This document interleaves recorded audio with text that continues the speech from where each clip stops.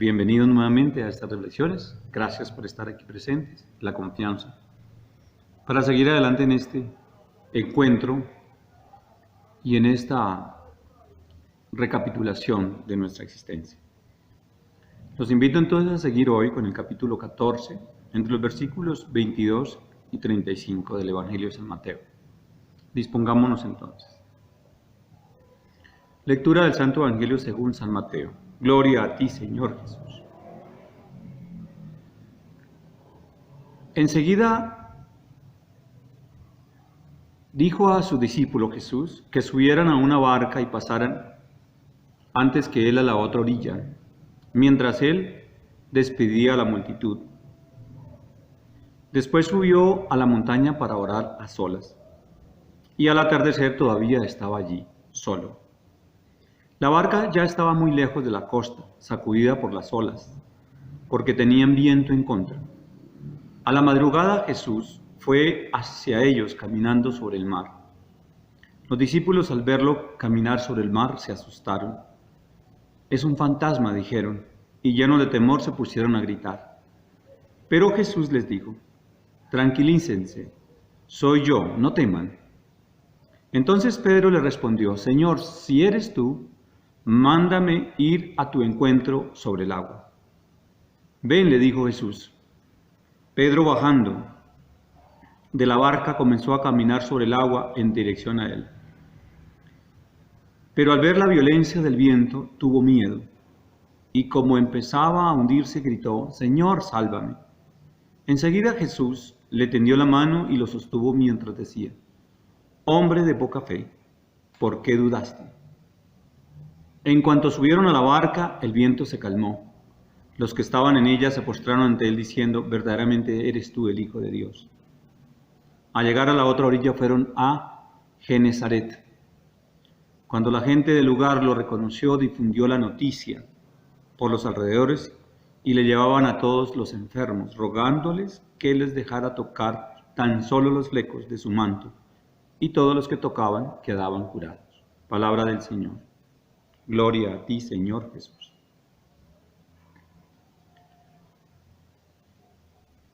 Dice el versículo: después subió a la montaña para orar a solas, y al atardecer todavía estaba allí, solo.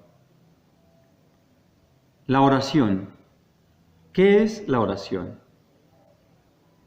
¿En qué consiste y cómo Jesús hacía esa oración? La oración que Jesús practicaba y que nos enseña, y no nos referimos a ese bello poema que llamamos el Padre Nuestro.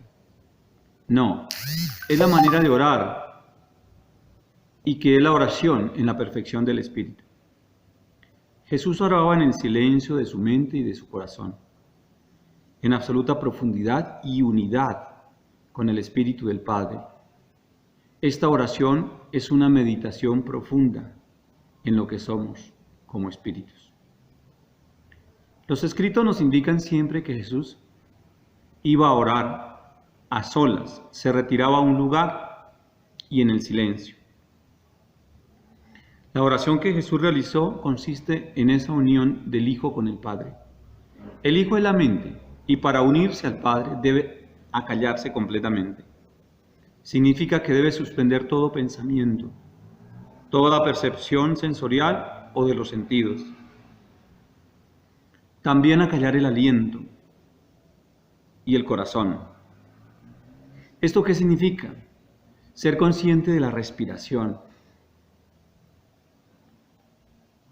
Esta debe ser suspendida casi por completo en esa meditación. Esa respiración siendo tan ligera que terminaba en absoluta quietud. Con esto hace que el corazón baje al mínimo sus latidos y entre así en el cuerpo una completa quietud y completa entrega. Casi que se suspenden todas las reacciones fisiológicas. Mientras todo eso se ha controlado para que se entre en la conciencia del Espíritu, se coloca los párpados cerrados en esa conciencia, mirando hacia el punto crístico. Se cierran los ojos. Jesús meditaba, oraba en el silencio y dirigía sus ojos cerrados a este punto, el punto crístico. Cristo, en esa acción infinita de unidad, era allí donde se establecía, en ese punto de encuentro entre el cuerpo y el espíritu, en el entrecejo, exactamente en la mitad de las cejas. Allí se concentra y se espera en absoluto silencio la llegada de la luz blanca, que aparecerá y te llevará por una inusitada dimensión especial. No es imaginación, ni son imágenes ilusorias. Allí no hay nada de eso, por favor. Si eso apareciere, entonces tu mente te está engañando, con imágenes o pensamientos. No deben estar ahí. Esto es, en esencia, despegarnos del entorno completamente material que nos atrapa y pasar a la dimensión espiritual que nos sostiene.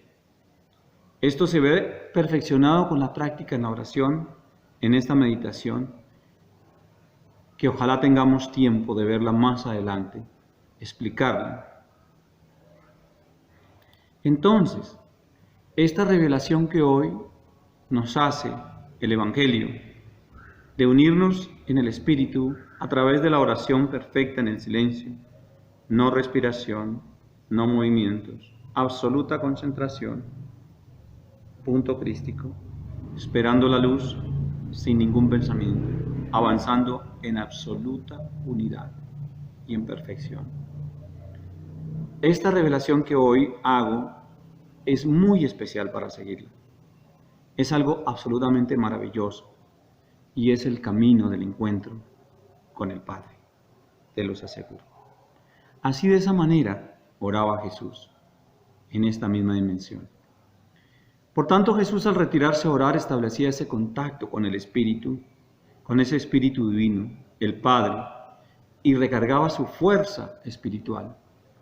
Los seres que logran esta concentración, esta unidad, esta perfección, llegan a una realización perfecta en ese Espíritu. Hay una cristicidad, por eso Jesús es Cristo. Son Cristo. Desde esa perfección y sin perder absolutamente ese estado, luego pasan permanentemente y coexisten con el mundo, con este mundo material, con todas las acciones y condiciones humanas, pero entregados plenamente a esa unidad con el Padre. Y desde allí Jesús lograba desarrollar lo que hemos llamado el poder sobre la materia y manifestarse en signos y milagros. Eso era todo. Vamos a mirar los evangelios y verá que nos dicen siempre: Jesús se retiró a orar en el silencio. Incluso en los 40 días que estuvo en el desierto, en su entrega previamente a la cruz. Nos dice el Evangelio: a la madrugada Jesús fue hacia ellos, caminando sobre el mar. Este es un signo demostrativo de la percepción del ser humano realizado en el Cristo. Su propia conciencia en el Padre, ese Espíritu que nos sostiene en vida, es la sustancia universal de la verdad.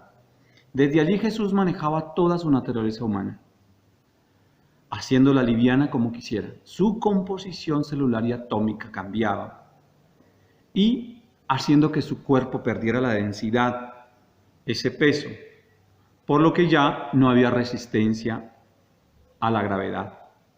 Al tener esa transformación, su imagen proyectada, ya no como materia densa, sino como espíritu, podía desplazarse perfectamente sobre las aguas, con total libertad, e incluso desplazarse a través de muros y paredes, como lo hacía, para que pudiese estar en muchos lugares. Esos muros que aparentemente para nuestros ojos son impenetrables porque tienen densidad máxima, el espíritu no, hay barrera para él.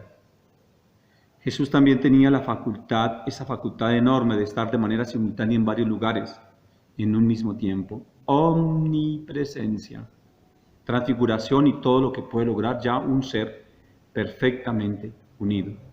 Ya no hay cuerpo denso, ni material, sino cuerpo espiritual. Eso se puede lograr, créanlo. No solamente Jesús, y aquí hago un paréntesis, lo ha logrado en esa perfección, muchos maestros lo han logrado. Entonces Pedro le respondió, dice él, Señor, si eres tú, mándeme ir a tu encuentro sobre el agua. Ven, le dijo Jesús. Y Pedro, bajando de la barca, comenzó a caminar sobre el agua en dirección a él. Pero al ver la violencia del viento tuvo miedo y como empezaba a hundirse gritó, Señor, sálvame. Hombre de poca fe, ¿por qué dudaste?, le dice Jesús. Es extraordinario este episodio porque nos abre la posibilidad no solo del otorgamiento de la fuerza espiritual contenida en cada uno de nosotros, sino que Jesús nos guardó esa fuerza y nos la entregó. Él no se quedó con ella. Esta posibilidad la manifestó él precisamente perfectamente y se manifiesta así, no hay duda o reparo. Jesús fue abierto y sincero en esta manifestación, en su capacidad, y nos invita e invitó a sus discípulos a seguirle y a conseguir con ello el poder que él obtuvo. Yo soy el camino, la verdad y la vida. Quien cree en mí no morirá y tendrá vida eterna. Ahí está todo. Es Jesús ese Maestro maravilloso, digno y justo, que quiere entregar todo su conocimiento, sabiduría y experiencia para que sus discípulos, o sea, nosotros hoy, lo comprendamos y sigamos.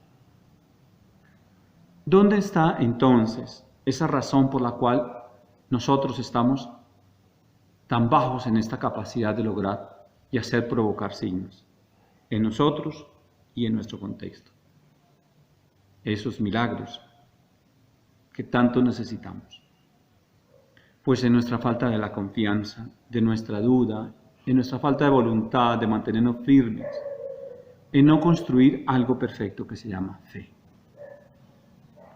Aunque Pedro, siendo un ser humano tan igual a ti o a mí, al estar con la fuerza espiritual del Maestro, era impulsado por esa fuerza y logró caminar sobre el agua, basado en la confianza que le impartía esa fuerza que emanaba del Maestro Jesucristo. Fue en un momento pleno entre la entrega de quien recibe la fuerza y de quien la entrega. Jesús impulsando la conciencia y plenitud en otro, en este caso Pedro. Y Pedro, confiado en su propia fuerza, en la confianza con el Maestro. Pero ¿qué pasó? Pedro dudó, sintió miedo, no confió, e hizo que la conexión con el Espíritu se perdiera. Densificó nuevamente su cuerpo material y vuelve esa negación de lo que es realmente y entra en el engaño del mundo nuevamente. Temor y sucumbe al mal. Se hunde, no solo en su ignorancia, sino también, por supuesto, en el agua. Esa es la explicación simple. Aquí es donde yo quiero llamar la atención, mis queridos hermanos y hermanas, cómo estamos hoy respecto a la construcción de la fe. Recuerda que la fe no es una creencia, por favor, en algo que no vemos.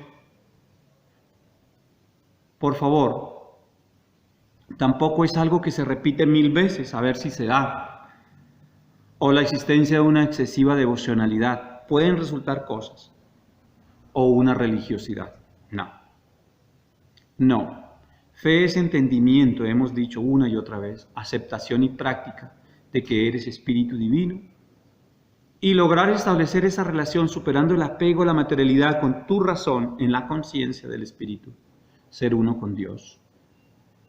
Esto lo voy a repetir muchas veces hasta que hagamos conciencia de eso. ¿De acuerdo? Me perdonan mi insistencia, pero es así. ¿Cómo aprendimos a multiplicar? Haciendo y repitiendo hasta el cansancio. Vamos a lograrlo. Hombre de poca fe, ¿por qué dudaste? Jesús nos insiste una y otra vez que no dudemos. No tengamos miedo, no nos dejemos engañar más por estas cosas del mundo. El camino y la puerta al cielo, al Espíritu, es una puerta angosta y exige muchísima decisión, voluntad, confianza. No es fácil, por supuesto. Exige práctica y una emoción de encontrarnos en ese gozo infinito y dejarnos de lado esos gozos temporales. construirnos en Cristo que está ahí dentro de nosotros mismos, debe ser el principal objetivo de nuestra existencia, del paso por este mundo. Hagámonos una pregunta de reflexión. ¿A qué vinimos al mundo? ¿A repetir las mismas cosas que hicieron los demás? ¿A obtener el mismo resultado al final? ¿O realmente estamos despreciando la única oportunidad de nuestro espíritu supere el cuerpo?